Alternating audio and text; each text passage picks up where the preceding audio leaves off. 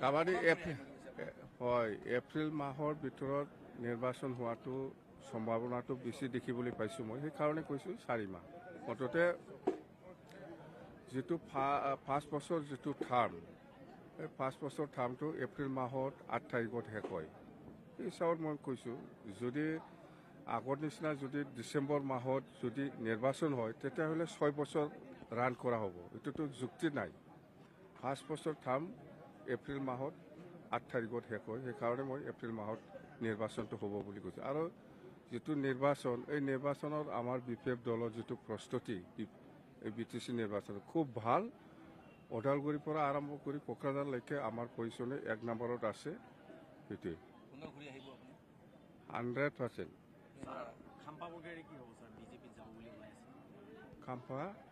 খাম্পা বৰগোহাঁইৰ কথাটো ময়ো শুনি আছোঁ ক'ৰবাত বিজেপিত সোমাব বুলি কিন্তু মই আজিলৈকে খাম্পা বৰগোহাঁই ডাঙৰীয়াক এই বিজেপিৰ গেৰুৱা দলৰ টপি পিন্ধা বা মালা পিন্ধাটো মই দেখিবলৈ পোৱা নাই মই কেনেকৈ ক'ম এতিয়া এইবিলাক মোক নুসুধিব এইবিলাক আমি এনেই খেলিছে ভাই এনেই খেলিছে এইবাৰ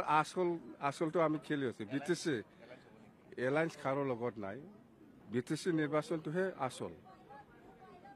ইয়াৰ পিছত আমি চব খেল আমি দেখাই দিম প্ৰমোদ বড়ো এইবিলাক ভাষা বুজি নাপায় মই প্ৰমোদ বড়ো মুঠতে প্ৰমোদ বড়ো এইবাৰ BPF চৰকাৰ গঠন কৰিব 100% চাই থাকো মই কৈছোঁ সেইটো ইহঁতৰ কথা যেনিবা বিজেপিৰ পৰা কৈ আছে CM ছাৰে সেইদিনা ষ্টেটমেণ্ট দিছে যে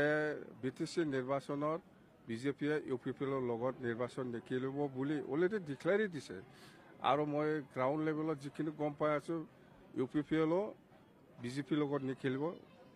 অকলে নিৰ্বাচন খেলিব বুলি আমি শুনি আছোঁ অকলে ইলেকশ্যন খেলা মানে BPF উইনাৰ দেই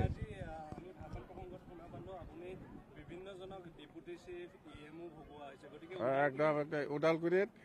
মই কৈছোঁ ফ্ৰেছ মুছাহাৰী আৰামছে EM পাব জিকি আহক আৰু ভৈৰৱকুণ্ডত যোনে আমাৰ দলৰ পৰা জিকিব মই কৈছোঁ ডেপুটি CM